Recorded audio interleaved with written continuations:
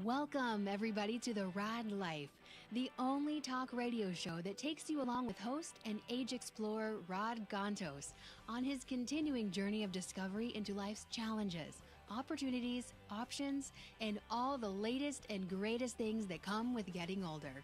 The Raad Life is brought to you this week by Your Home for a Lifetime, a company dedicated to empowering you to stay safely, independently, and comfortably in your own home.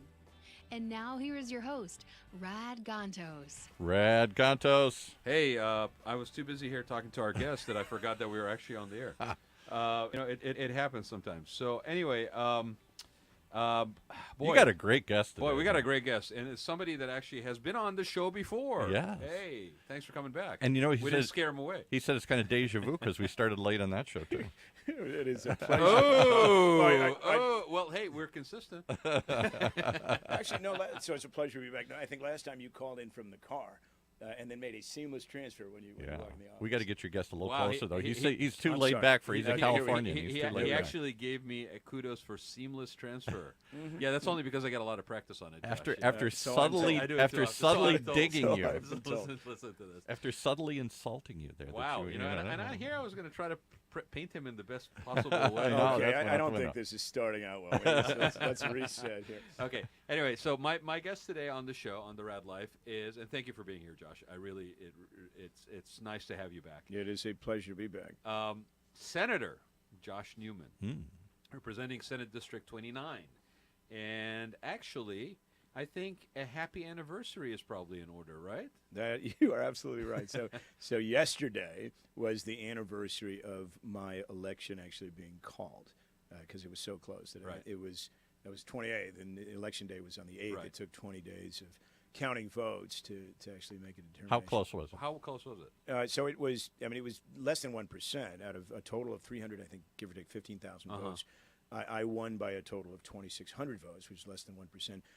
But what was really interesting and anxiety provoking was on election night I was actually down 3,900 votes when they stopped counting. Wow. On Yeah, November 8th. I remember this. And then over the next 20 days, they counted votes across the three counties, and it wound up turning in my favor. And I won by that small amount. For those who don't understand that process, you when it's that close, there is a count that happens, and then who ratifies that count? So there are, when it's not close. I'm sure there was contention, right? Well, the contention, there's people thought it was a recount. It wasn't a recount. There's a count. So, what happens when you vote, and a California Senate district is very large.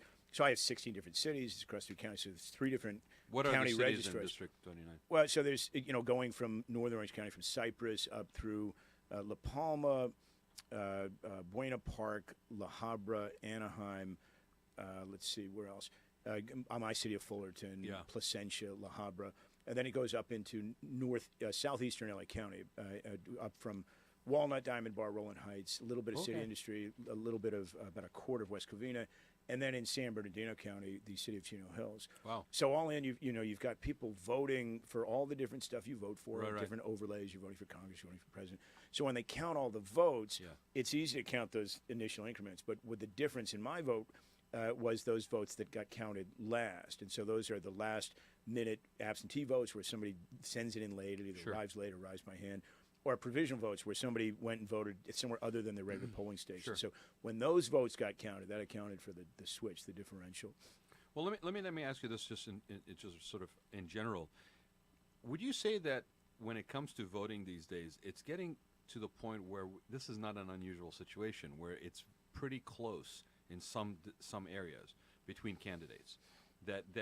And the reason why I'm asking this, Josh, is because my feeling is that we are actually experiencing a very interesting shift in the voter base as far as affiliation to party, as far as what is basically causing people to come out and actually vote. And it almost seems that people are more engaged on issue-based voting than just pure party loyalty or what camp they begin in. Now, having said that, that may have something to do with the fact that we have a growth in sort of that independent, non-declared as a voter base. Not saying that they may not lean conservative or liberal or wherever on the spectrum, but it seems to me that that those who are really engaged in it, that are beyond sort of just this sort of blind party loyalty, whichever way it may fall, are actually engaged on it on the topics. And they're actually taking the time to delve into it. Now, they may have a biased intake on those topics, but it seems to me like the voter base, especially where we are in Southern California, seems to be more and more shifting into that. Would you agree with? I think that's true, especially insofar as if you look at the registrations in my district. It's about even between Democrats and Republicans. So it's actually, when I started running, there was like 1% more Republicans than Democrats, but now it's flipped just because there's some demographic changes. Sure. But it's about 35% Democrats, 34% Republican. Right. But that means the remainder are, as you noted, are no party preference or declining state voters. And they have made, in many cases, a conscious decision to re-register from one party or the other because they're tired of a certain kind of party politics. And what they're looking for is either based on issues or some other basis for choosing better people. Right, and I think, I live in South County, right, which for years and years and years, decades has been considered basically a done deal as far as a conservative base down south. And those percentages that you just uttered reflect even down there. I think it's a very interesting thing that's happening where people are, which, hopefully that means that we have more options in terms of who we vote for, more people willing to engage in civic service in the future. If it's based on talk, especially if it's local, we say it on the radio station all the time that all news is local news, basically, right? So I just wanted to get your take on that, and Can I disagree for 1 second, though? Nationwide, there's only, of the 435 congressional seats, I think there's only about 10% of them that are considered competitive. I think it's something, meaning that, to your point, more people are less party preference, but they've skewed these things through gerrymandering, both left and right, so that the districts are overwhelmingly one or the other. And very, very few of these districts are competitive or in play anymore. So let me add and relate that to the state, sort of offices. So, my race, I think, got a lot of attention because mine was so close. And the seat I hold, I'm a Democrat, right. But I'm kind of a centrist. But the seat I hold had been a Republican-held seat for basically forever, about 40 years. Right. And so you're running against an incumbent, I believe. Well, not really. No. So the incumbent was termed out. It was Senator Bob Huff was termed out. I was running against a sitting assembly person, from one of there's two assembly districts within a state senate district, who was a Republican. And so because it was so close, it wound up getting a lot of attention because it was called so late, and it was the difference between Democrats in California having a supermajority in both houses. Right, it affected a supermajority in the houses. But the difference probably with respect to federal races is California doesn't, we don't use partisan bases for districting, right? So we have this nonpartisan commission-based system, and it has made a difference. But we also have the top two primary, which makes a difference in that anybody can run, and then the top two finishers run against each other in the general. So they could be from the same party even, and in many cases lately they are. Yeah. And so if it's really disproportionate, around registration, you're going to probably get two Democrats. Statewide offices, you see that. In mine, you're probably going to get one of each. But what you then have is everybody gets to vote in the primary for anybody, and anybody, and so you do get, I think, a different kind of traction.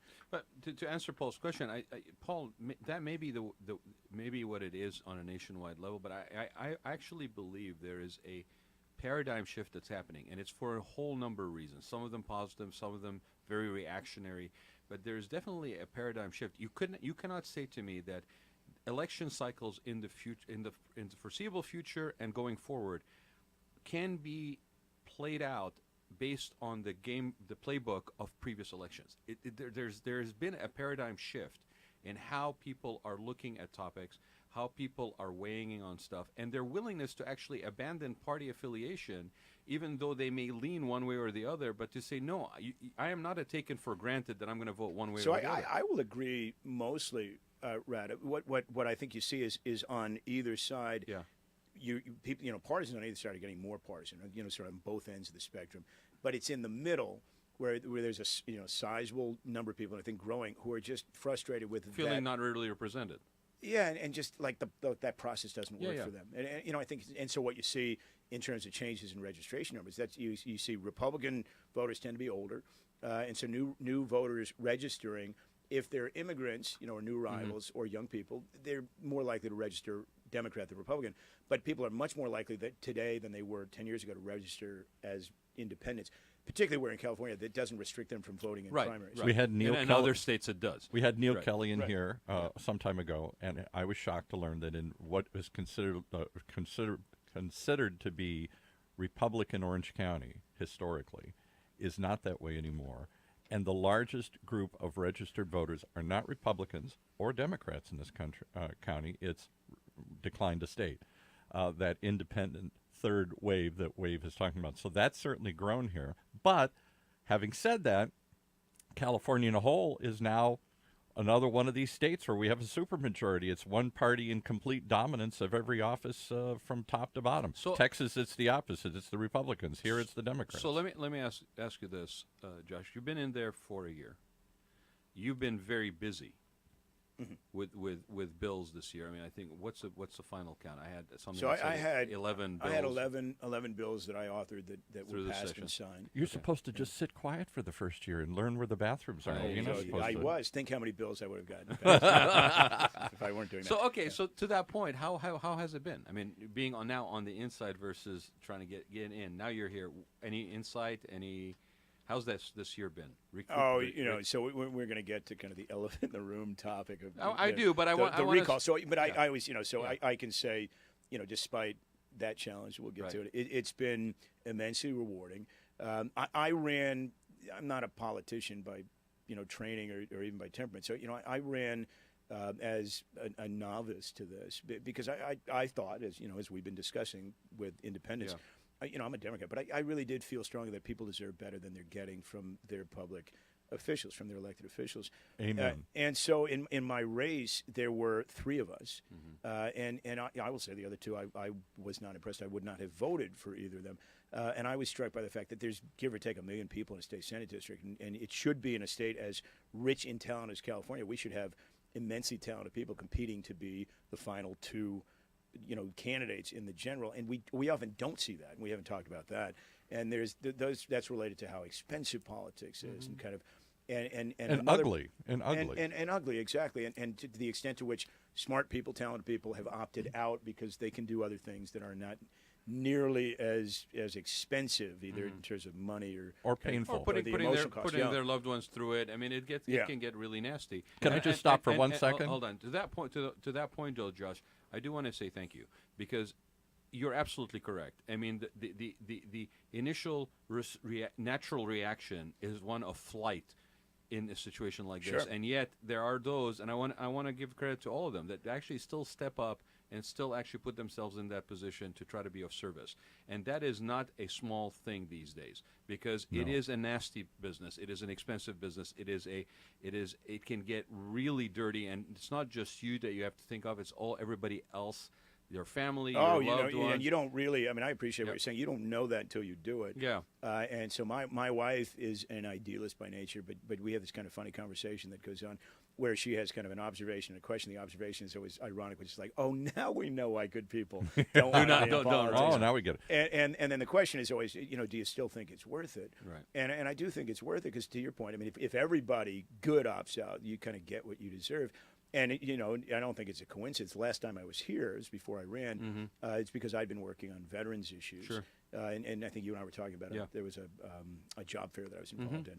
That was kind of the insight that I worked, and I hadn't planned on running for anything, but I wound up kind of working because I'm a vet, trying to find better ways to you're trying to transition vets. veterans into and I wound up having a lot of interactions with first state programs, but then elected officials, and it occurred to me that, wow, everybody says the right things but doesn't do anything. And if we, as a state, as a society, for that matter, always say the right things but don't do what we say we will for veterans, where we agree that they deserve much better than they're getting. What are the odds that we're going to do the harder things, on other issues? Exactly. You think that is a topic that everybody can come together on, right? Right. Yeah. And so I think that was kind of the insight, and that's where I thought, I think I have something to offer.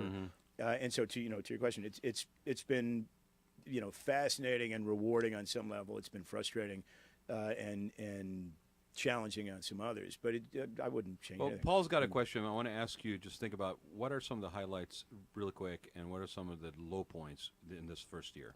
Go ahead, Paul. Just wanted to point out that in this state, a Senate district has 1 million people in it. that's more than are represented in some states. Yeah, I think the number is This six states have fewer smaller populations than a state Senate district in California, which is kind of astounding. I was telling Paul when I came in, I was at a conference a couple weeks ago, and there was a state senator from Mississippi there, and he said, "Wow, you've got about 1 million people. I've got 55,000 in my state Senate district." And so some towns. And so, yeah, exactly. So, California has some advantages and some great attributes because it's a huge state, but also some big challenges.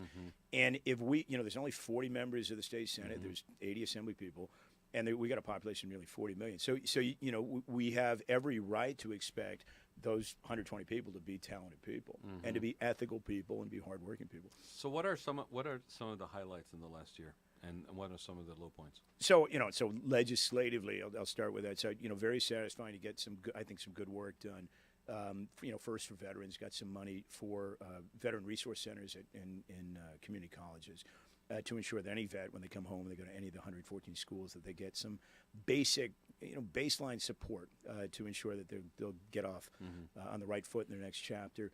Got some money for public safety for a pilot program in Orange County on an 8-city basis to find better solutions to homeless intervention, to gang prevention. So that's very satisfying. A big topic, a big issue in Orange County. Oh yeah,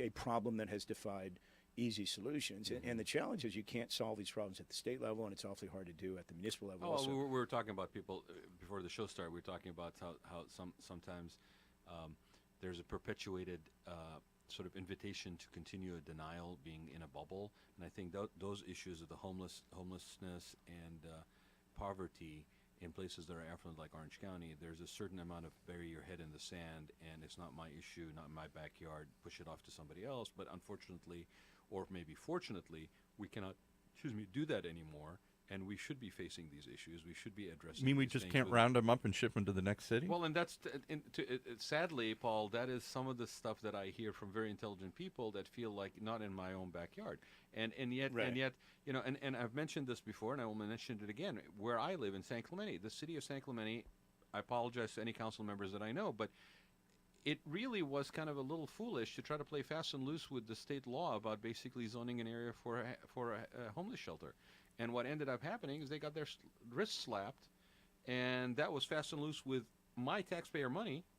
But basically, they got their hands slapped, and we couldn't approve any projects, one of which was we've been waiting for over 10 years to get a preservation or adaptive reuse on a historical theater down there, because until they would basically fulfill the requirement based on state law, the court says you cannot issue any permits on anything. So we ended up having to go back. But there was a waste of time. There was a denial. There was, in a certain way, a misguided leadership situation there. And unfortunately, county-wide, I think when it comes to the homeless issue, when it comes to poverty, child poverty, maybe even with veterans issues, sometimes we are very lacking. Well, and everybody. So thanks for that. But thanks for being lacking. No, thanks for having a pilot program. I mean, at least to do something to maybe try to get a better result from what we've had. Right. So I'm a pragmatist by nature, and so it has been. That's satisfying. an ugly word these days. I know. And centrist is also an ugly word. But it's to your question. So those things are great. In terms of other legislation, I think some good work on behalf of vets, public safety, mental health parity, some other things. To the question about the challenges. It's a lot of work, right? Not that I'm complaining, but it turns out it's not a particularly glamorous job if you do it well and you do it right. I'm sure you get a lot of pushback too. And then the biggest kind of challenge for me, the biggest kind of learning experience, I guess, in my relatively short time in politics was back in April. We as a legislature voted on the obvious question about how do we fix California's crumbling infrastructure. And so I was one of 27 senators who voted. There were 54, 55 in the Assembly who voted to approve a suite of pay-as-you-go taxes to fund improvements to our roads, our bridges, our other transportation infrastructure, and then moderate increases to the gas excise tax, to the diesel tax, slight increase in the cost of registering a vehicle, then phased in for electric vehicles in 2020, and then the aftermath of that, for reasons we've already discussed, because my election was very close, and I hold a seat that's kind of been viewed as a Republican Well, it's seat. I became the target of this very intense recall. I remember not that long ago when Gray Davis, one of the claims against him is he raised the vehicle registration fee. And that was one of the things that he got crucified over. Before we get to that, let me ask this question. Okay, we're the sixth largest economy in the world. We are considered to have, be the bastion of innovation and up to speed on stuff and so forth. Let's just address this issue about a failing infrastructure or a need for revitalization of infrastructure, right? Why isn't this something? I'm going to play dumb, right? Isn't this something that is happening all the time? Aren't my tax dollars going towards stuff like that? Well, I think you know the answer to that, right? But I'm asking. So but the answer is actually yes and no. So of course your tax dollars are going somewhere, and they're not all being stolen. They're not all being misspent. But this is a giant state where we, as a state, as kind of a quasi economy, have set a bunch of priorities that turn out to be fairly expensive. So California has a greater level of social services than most states, but that costs money. And over time, especially with the recent recession and a bunch of cutbacks and priorities that had been made, we as a state neglected those investments, which other countries take for granted, in our infrastructure, in our roads, our bridges, in things like the dams, Oroville Dam, things like that, and you wind up with an aggregation of $130 billion of deferred maintenance over that time. So that sounds theoretical until you have a bridge collapse in Monterey County during the recent rainy seasons, until it starts to cost much more. I mean, it's not different than maintaining car. Infrastructure. Don't get me wrong, Josh. I mean, maintaining infrastructure is, if anybody watched a bit of news this year and looked at all the impacts of the hurricanes, looked at all the flooding that happened, so going back to even New Orleans and the levees not being up to snuff, right? I mean, this is a serious thing that we have to make a priority. However, my point to you is, when I hear the reaction to that being passed, the reaction is as if there is an alternative. Well, that was the wild thing to me. So, what was the alternative? And so, there were a couple members that... It's called kick it down the road. Kicking the can was the alternative. But we had done that for 20 years, and we were seeing the fruits of that neglect. And so I hadn't been there for 20 years. And so the only analogy I could think of as we were presented with that not particularly attractive notion of raising people's taxes, but was one, was it necessary? The answer I think was yes. And the analogy I used was, if you were elected to the board of your HOA and you found out that your predecessors for the previous 20 years had neglected the property, what would you do? Well, you have a responsibility. HOA fees. Yeah, of course you would. You'd repair the property. Right? Or you dip into your... And everybody scream off with your head. You dip into your reserves if necessary. You'd probably have to raise your homeowner's dues. Right. But then what you would also do is you'd make sure that... But you can't deplete your reserves either, because so it ends up being at least a combination of two. Of course. Right. But, again, just using that simple analogy, you would also make it clear to your constituents that you're going to do this transparently and accountably, and then when it was done, you'd revert back to some better basis. So, what is the legislature if not kind of... the state's HOA. But nobody reverts to anything, Josh. Well, money. I mean, that's the truth. We say that. That's the feeling. And the problem, with infrastructure is it's not sexy, right? And so, in any given year, we made choices that led to the neglect. Mm-hmm. But then you get to a point where you can't anymore, and then what the proof is that industry. I was going to say. The toll roads aren't coming back.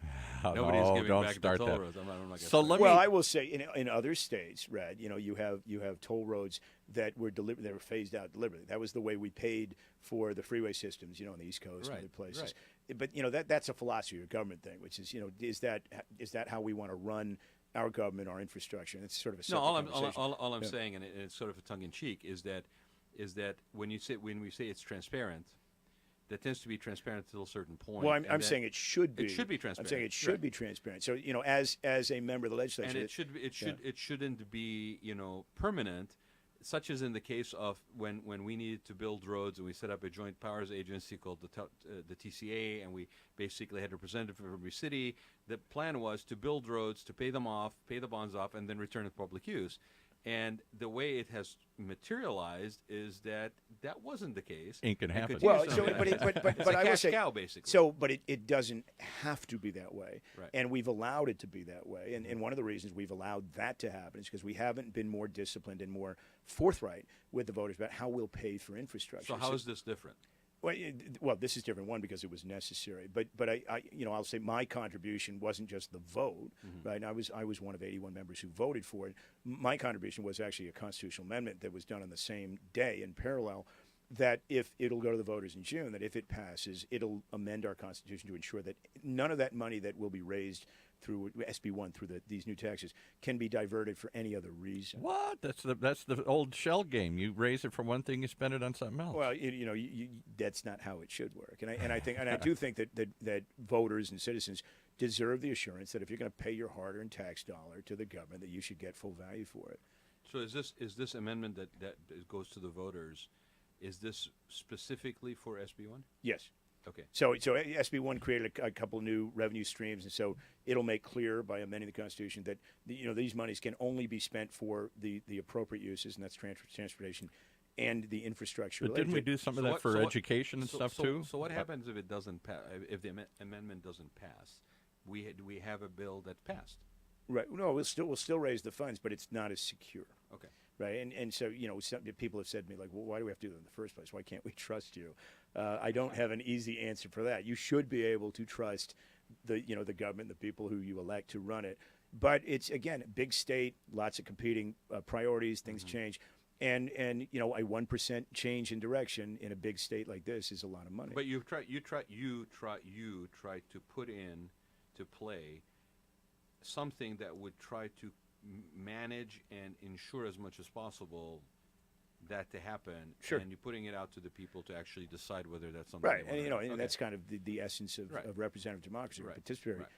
democracy. So, as an example, people have a lot of concerns about the funding for the high-speed rail, the bullet train. Sure. And so there's a perception that this, the rise in these transportation taxes will somehow get somewhere else. Pet reused, projects, yeah. and will go to, for instance, to the train. And so, and that won't legally be possible.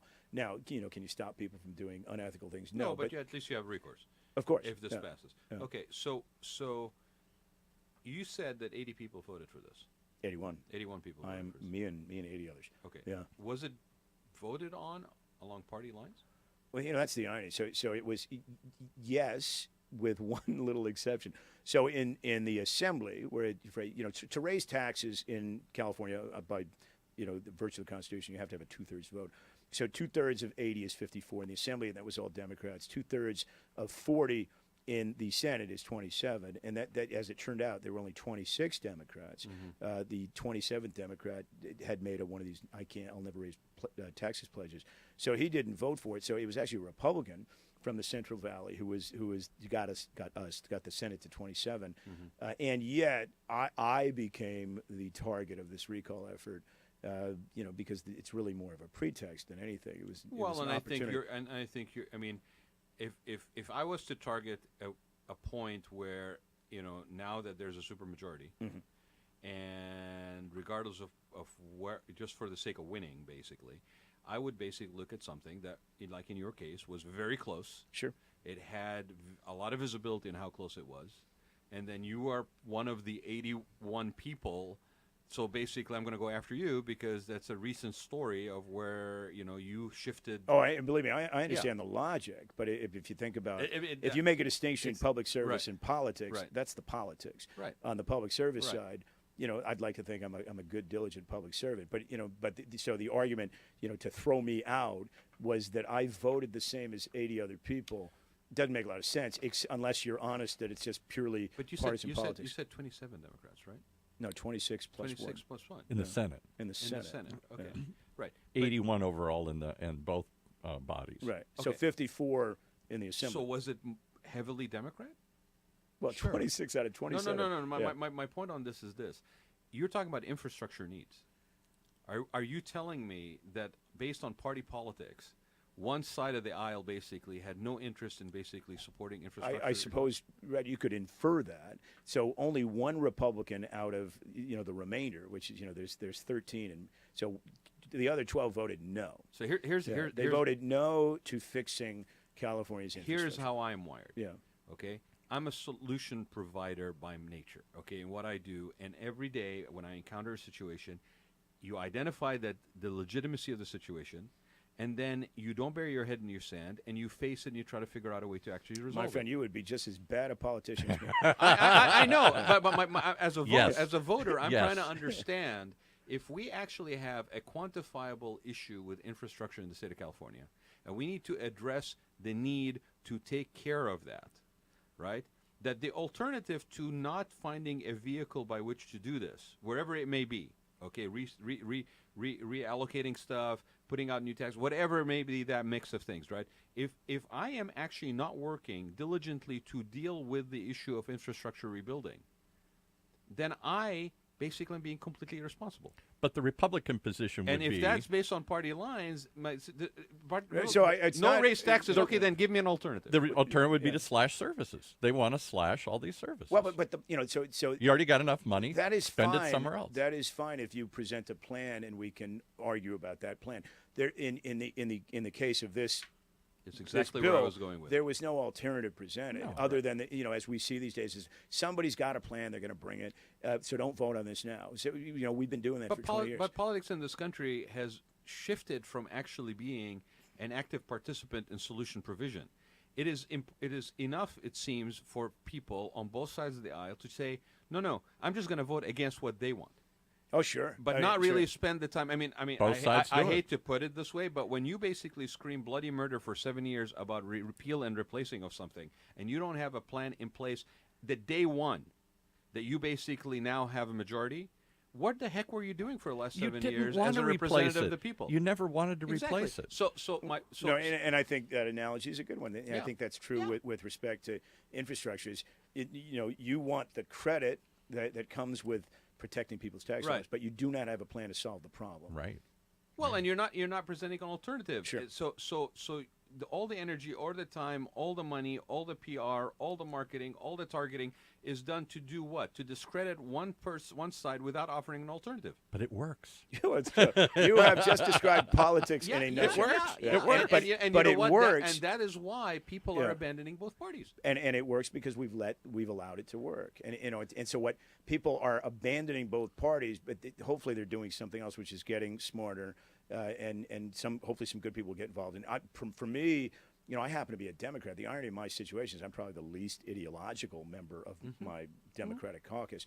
But we need more of that. We need more people who are problem solvers, like you said, than partisans, because that hasn't gotten us very far. But the problem is that the center is evaporating. The Josh Newmans of the world are not being elected. Look at the number of moderate Republicans and moderate Democrats that have decided they're not going to run But if you're a centrist, again. you're a socialist. I mean, Well, centrist, you're I also squishy. think it's also true that not a lot of centrists run these days, right? Because you get your candidates from within the party typically. Right. So I'm a bit of an exception in that I was not the Democratic Party's choice when I decided to run in the primary. And if we take what we're given, if we take what we're given, you're never going to get centrist, despite the goals of this, the top two primary. That goal was to create a bigger space for moderates. But if the parties still decide who gets to run, you kind of get unsurprisingly what you get. And that is where the control is. That is Yep. where the problem with people who want to be of service, who want to run, who want to represent, who are driven by things that are not ideological extremes, have a hard time because it's pretty much sealed up. Well, that's what you had Greg Rass on from the other side, from the every- Republican I mean, side, who tried to run for Congress. He was a Clinton Republican, remember? Right. He was being accused of being a Clinton Republican because he was stationed at the White House under Clinton when and he was wasn't in the service, in the picked. military. Mimi Walters was picked. She's Right. she's So, the and long there's that whole presumed. thing of, yeah. it's your turn, or Right. who gets picked. And if that's the contest within the contest is to get picked by your party, you're going to get more of the same all the time. And so, this is a really difficult question. So term limits were in theory a solution. What that just gives you shorter durations for now the next person just And like that musical person. chairs. They go from one office to the next. and, right. and people have said that because I'm all for term limits.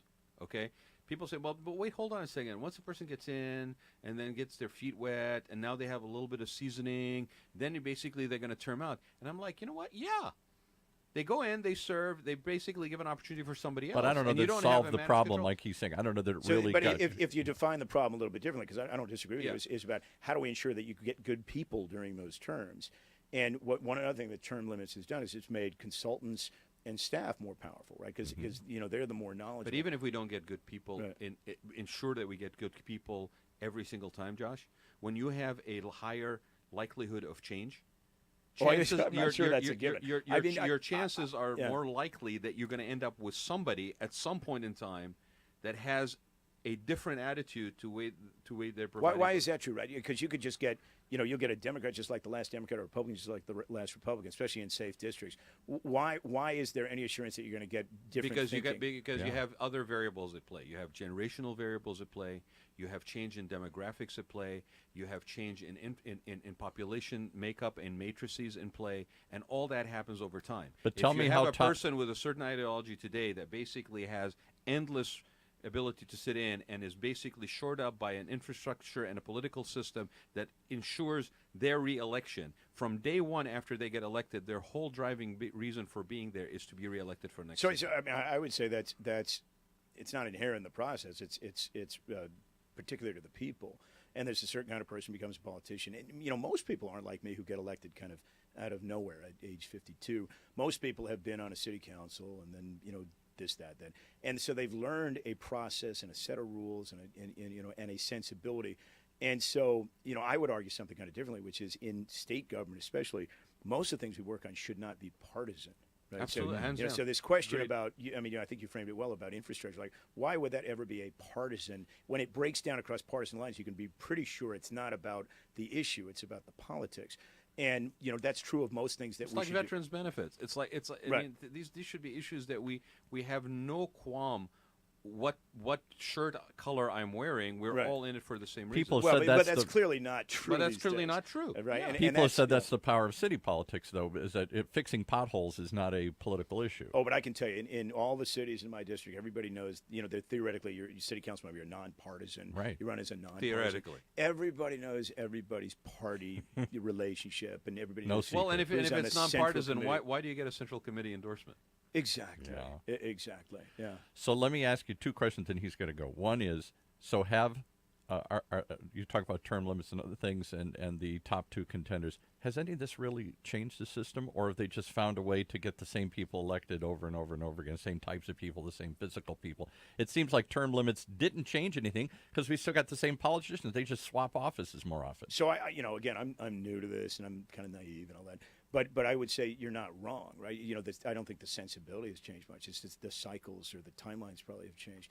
And so there is a question about how do we, in a state as big and as challenged as California, just get better people who are working within the system so that we have a fair contest, that at the end of it, I don't care if it's a Republican or a Democrat, I want a smart person who cares, who will be responsive and accountable. And too often I think you see elections where neither of those candidates fits the description, so no surprise, we get more of the So same. how do we?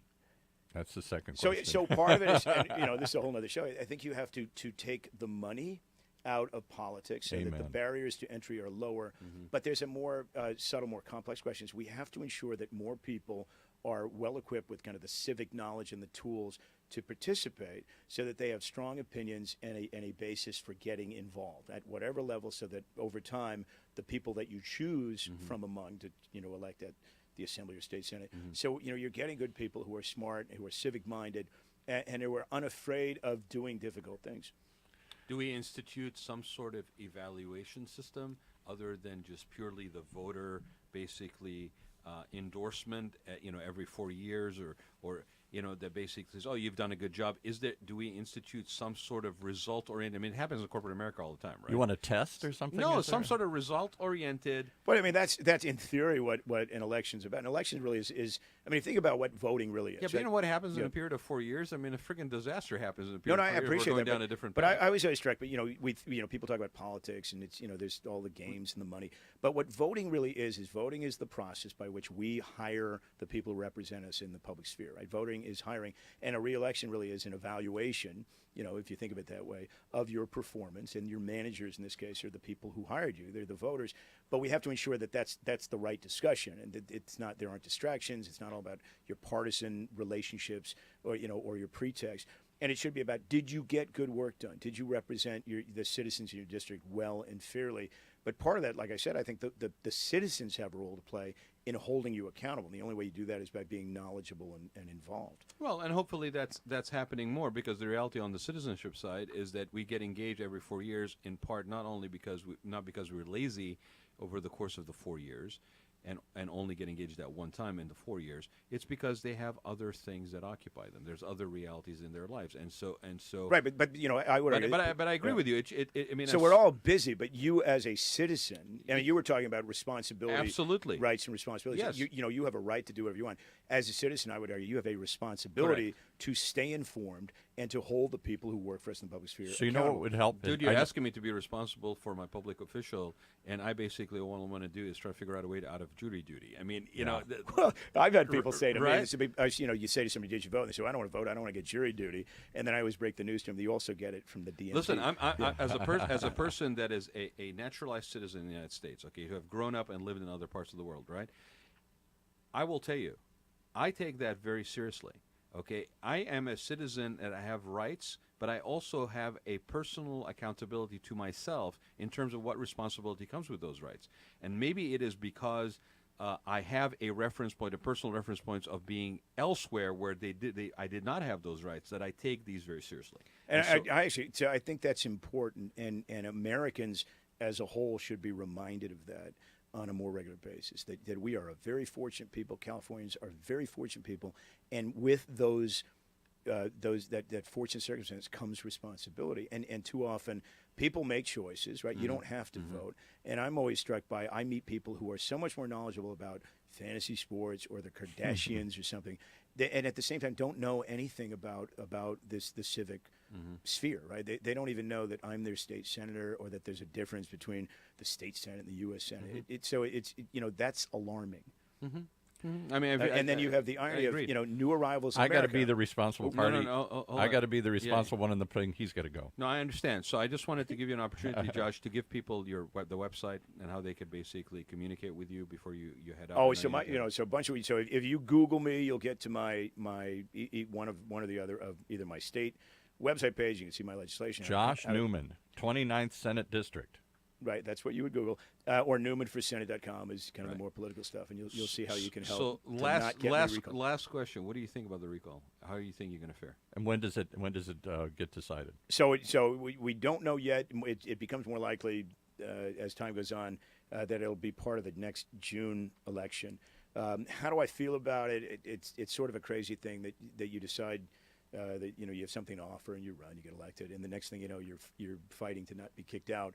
And I find myself asking the question, again, why? Like if I voted the same as 80 others and I'm the one person, sort of an odd experience, but why you? Poster child for that. But I know why. It's because of the politics. Yeah. And so how do I feel about it? On the one hand, I think I've done my very best as a public representative. I think I've done some good work. So I'm not particularly concerned. I'm fairly confident that I will not be recalled. But I will say that if that happens, I'll find some other way to contribute. But I would say more generally, this is part and parcel of a politics that people have come to find very frustrating. That has made people cynical, and the best way to push back on that is to defeat it, because it makes it less likely that the next good public servant will be targeted in this way. Well, and they'll think twice about even putting their foot into that pool. Listen, I think that's a perfect place for us to end. I appreciate you being here. I know you got to run. You're welcome at any time. I will look forward to coming. And what would help is if people are busy.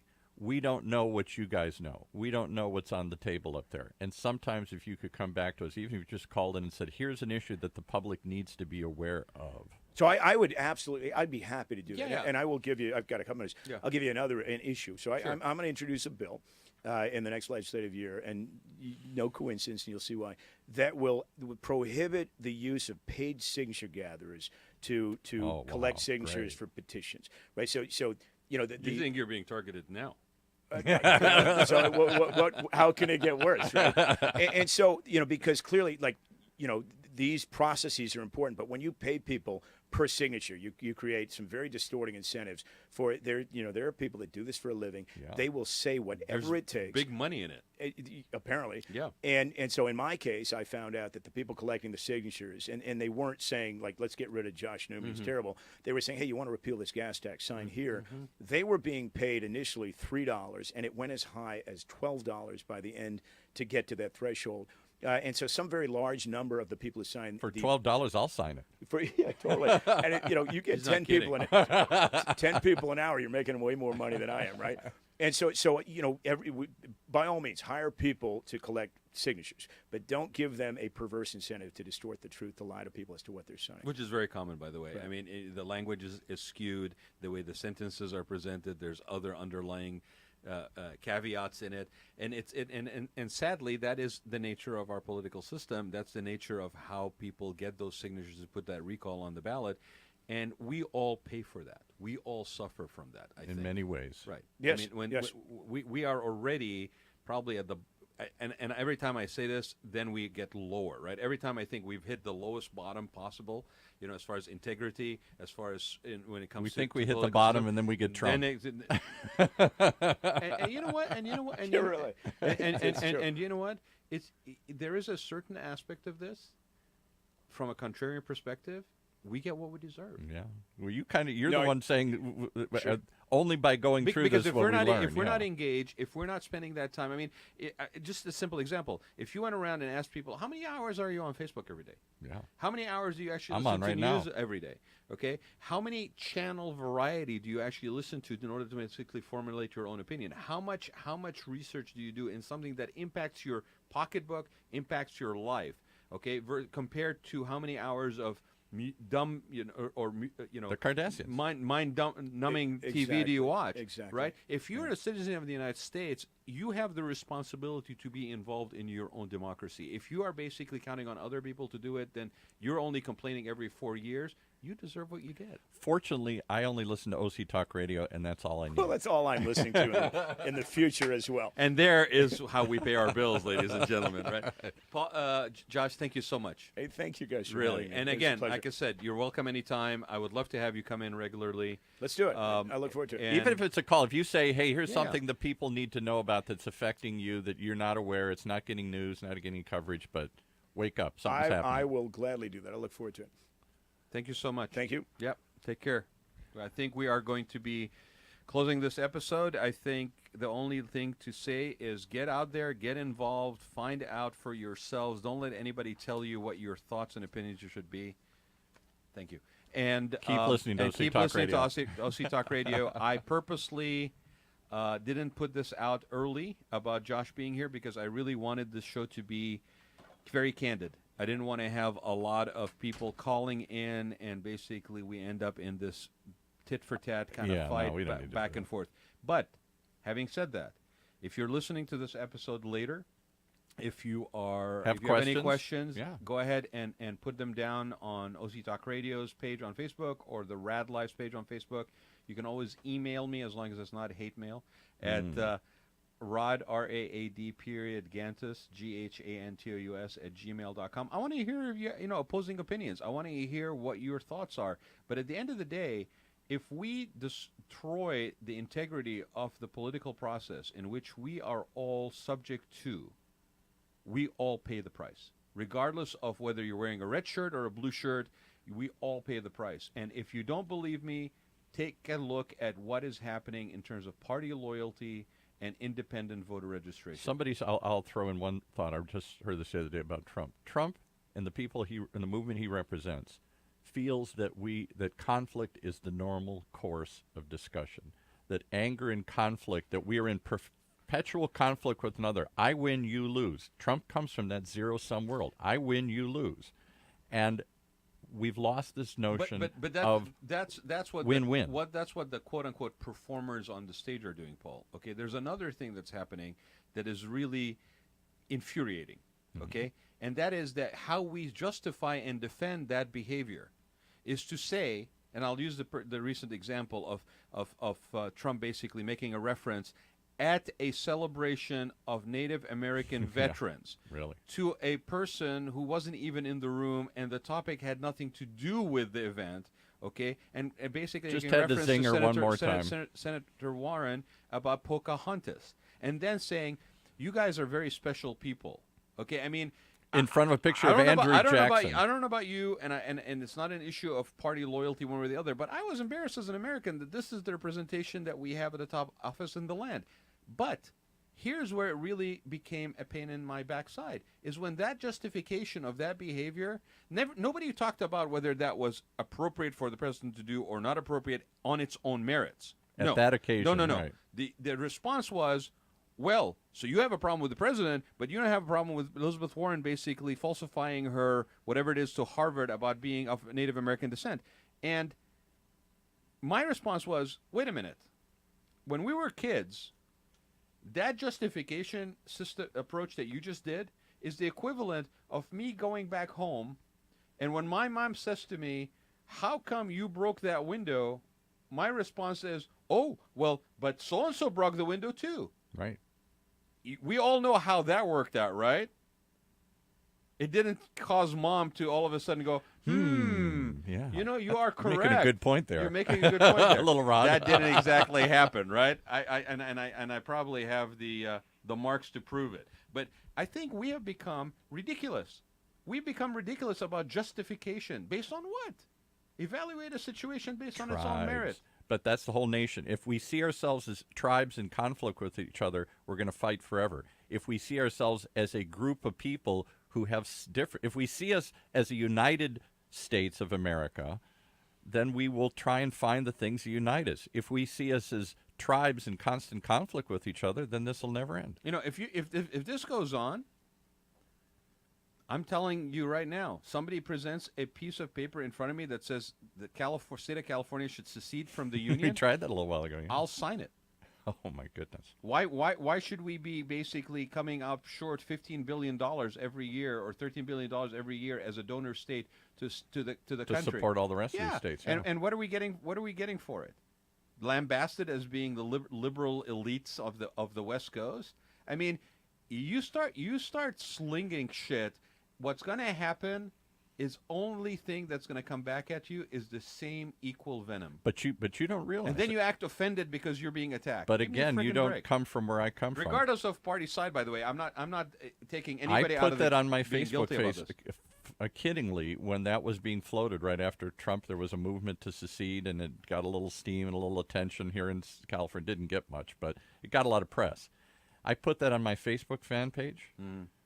All of my friends in the Midwest jumped on it immediately, said, go, good riddance, the hell with California, get out, we can't wait, you'll flop, you'll fail, we don't need you, we don't want you. And I was like, what are you saying? California is the engine of this whole economy here. We're one of the few bright spots in the whole economy, innovation and size. And You know what would happen? You need us more than we need you. You know what would happen? There would be troops on the border of Nevada. Okay? With skirmishes that would start happening, okay?